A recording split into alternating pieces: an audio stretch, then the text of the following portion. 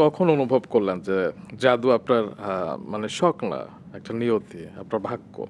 সেটা কি বানারীপাড়ায় যখন একটা সার্কাস দল এসেছিল এবং গলা কাটার একটা জাদু না, দেখেছিলেন বোধহয়? সেই সময় আর একটু সিরিয়াসলি, মানে তখন নিজে ওর একটা ম্যাজিক ছিল, সেটা আমি সারা রাত ভেবে পরের দিন আমার খেলার সাথীদেরকে নিয়ে করলাম। গোবিন্দ? গোবিন্দ ছিল আমার বন্ধু। ওর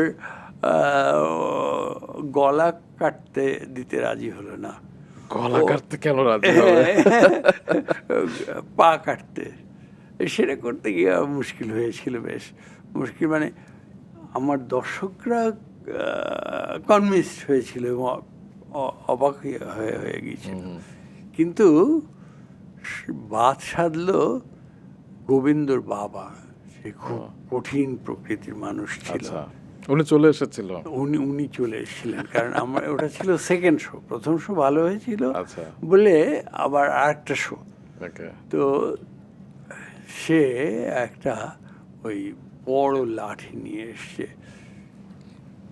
এই হারামজাদারা কারা, কে কার ঠ্যাং কাটে দেখি। তো গোবিন্দের বাবা এত নৃশংস ছিলেন, তো তার হাঁক শুনে সবাই দিল দৌড়, গোবিন্দও দিল দৌড়। ফলে কি হলো, গোবিন্দ একটু পরে, মানে অন্যরা দৌড়ে অনেকখানি পালিয়ে দূরে চলে যেতে পেরেছে, কিন্তু গোবিন্দ আর সাহস করেনি থাকতে, ও দিল দৌড়। তখন ওর পায়ে কিন্তু ছুরিটা গাঁথা, আল্লাহ। কিন্তু কিছু দূর যেতে না যেতে ছুরিটা খসে পড়ে গেল পা থেকে। ওর বাবা ওর কাছে যেতেই ওই ম্যাজিকের সিক্রেটটা জেনে ফেললেন। হ্যাঁ, তার ফলে উনি বলল, ও এই হচ্ছে তোমাদের ম্যাজিক।